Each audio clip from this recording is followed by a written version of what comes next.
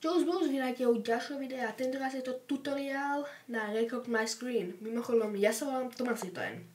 Ako prvé choďte do nastavenia a prepnite si dátum na 2012, alebo ako ja vždycky prepínam na rok 2011. Potom choďte do Safari, a dajte emu4 iOS. Otvoríte Downloads od emu4 iOS a tuto dáte Choose Application. Dáte Record My Screen, alebo Record Screen je to, že vám to nainštaluje len takovú vec, čo prehráva len display. Takže dávam Record My Screen. Potom sa vám to ukáže inštalovať. Nebudem to teraz inštalovať, inak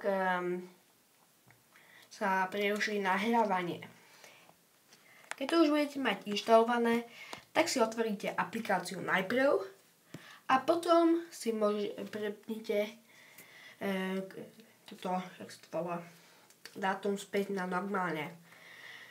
Neviem ako u vás, ale ja si vždy musím prepnúť dátum na rok 2012, alebo ako ja si vždy dávam 2011. Ale napríklad u Mindmana to nemusí robiť.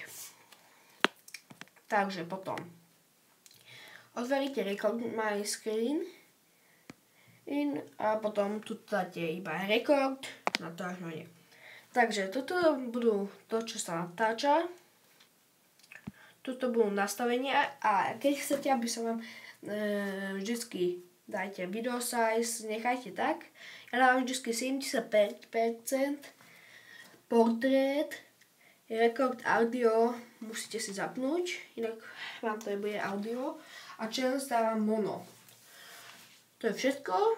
A keď sa vám toto video páčilo, určite zanechajte like. Keď sa vám toto video nepáčilo, dajte like a odber. Keď sa toto video veľmi nepáčilo, dajte like, koment a odber.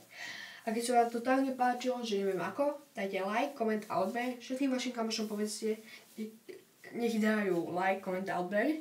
A nech typovia všetkým svojim kamošom, nech dajú like, koment a odber. Nezabudnite, koment musí byť pozitívny. A keď už musí, tak môže byť aj dislike. Takže majte pekný zvyšok dňa.